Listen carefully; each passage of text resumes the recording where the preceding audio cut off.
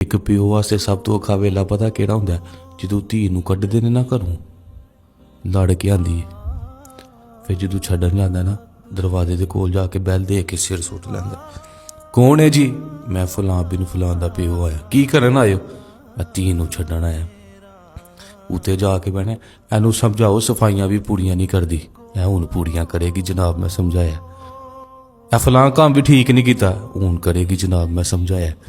ਉਹ ਐਬ ਜਿਹੜੇ ਧੀ ਦੇ ਵਿੱਚ ਨਹੀਂ ਨੇ, ਕਹਿੰਦਾ ਕਬੂਲ ਕਰਨੇ ਹੁਣ ਨਹੀਂ ਹੋਏਗਾ ਇੰਝ।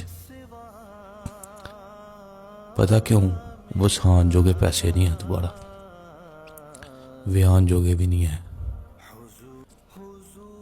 ਤੇ ਧੀ ਦੀ ਜਾਨ ਨਿਕਲਦੀ ਹੁੰਦੀ ਹੈ ਮੇਰੇ ਪਿਓ ਨੂੰ ਕੀ ਕਿਹਾ ਜਾਤ। ਤੇ ਪਿਓ ਵੀ ਸ਼ਰਮਿੰਦਾ ਹੋ ਰਿਹਾ ਹੁੰਦਾ ਮੇਰੀ ਬੱਚੀ ਦੇ ਸਾਹਮਣੇ, ਮੇਰੀ ਬੇਇੱਜ਼ਤੀ ਹੁੰਦੀ ਪਈ। ਵਿਆਹ ਤੋਂ ਪਹਿਲੇ ਵੇਖ ਲਿਆ ਕਰੋ ਐਬ ਹੈ ਨੇ, ਨਾ ਕਰਿਆ ਕਰੋ। ਵਿਆਹ ਤੋਂ ਬਾਅਦ ਕਿਸੇ ਦੀ ਧੀ ਦਾ ਇੰਝ ਜਨਾਜ਼ਾ ਨਾ ਕੱਢਿਆ ਕਰੋ ਕਿ ਪਿਓ ਬੁਲਾ ਕੇ ਜੁੱਤੀਆਂ ਮਾਰੋ। ਧੀਏ ਤੇਰੇ ਸੁੱਖਾਂ ਨੂੰ ਮੁੱਲ ਲੈਣ ਲਈ ਮੈਂ ਦਰ ਦਰ ਖੈਰ ਮੰਗੀ।